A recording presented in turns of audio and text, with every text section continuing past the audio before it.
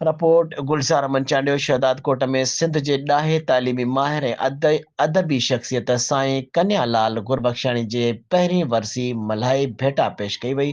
Sindh secular study forum तरफ़ां सॾायल तक़रीब खे ख़िताब कंदे झूने सियासी अॻुवान इसाक मुगेरी चयो त साईं कन्यालाल तालीमी माहिर ऐं जिदोजहद कंदड़ सियासी कारकुन हो, जंहिं शहदाद कोट वारह ठटो कश्मीर ऐं ॿियनि हंधनि ते ख़िदमतूं सरअंजाम ॾियूं। संदसि तालीम सां इश्क जे हद ताईं लॻाउ हो। खेसि कमाल जी सहानत हुयसि। पढ़ाइण ऐं सम्झाइण में को सानी न हुयो। सियासी तौर ते मुख़्तलिफ़ तहरीकुनि में हिसो वठंदे जेल वियो ऐं असांखे फ़ख़्रु आहे त हू असां सां गॾु रहियो। नंढो वॾो एहतजाज मां साईं करे छॾींदो हो। इंसानी हक़नि जे अॻुवान वहाब पंद्राणी तालीमी ऐं सियासी सरगर्मियुनि जे साईं कन्यालाल खे सुर्ख़ सलाम पेश कंदे चयो त हिन नज़रियाती तौर केतिरा ई शागिर्द ठाहिया, शादी न कई, पर कॾहिं पाण खे अकेलो महसूसु न कयो ऐं असां दोस्तनि खे ई पंहिंजो मिट माइट सम्झंदो। असां खां सियासी समाजी अख़लाक़ी तालीमी तरबियत माणे संदसि फ़िकुर ऐं नज़रिए खे अॻिते वठी हलंदासीं।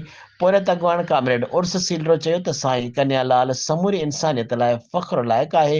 मज़बूत सियासी कारकुन हो, जंहिं वटि समूरे सिंध जा सियासी अॻुवान अची बहस कंदा हुआ। सरकारी उस्ताद हूंदे कॾहिं बि सख़्तु मौक़िफ़ रखण खां नकी विया आहियूं। सियासी ऐं इल्मी ख़िदमतुनि में वॾो किरदारु अदा कयो। खेसि माठार न पर सियासी हलचल पसंदि हुई। शमसुद्दीन अबड़ो चयो त साईं कन्यालाल हिते 40 साल गुज़ारिया। हुन वटि सदाई सियासी ऐं इल्मी वेहकियूं थींदियूं हुयूं। बहादुर मज़बूत मौक़िफ़ रखंदड़ हो।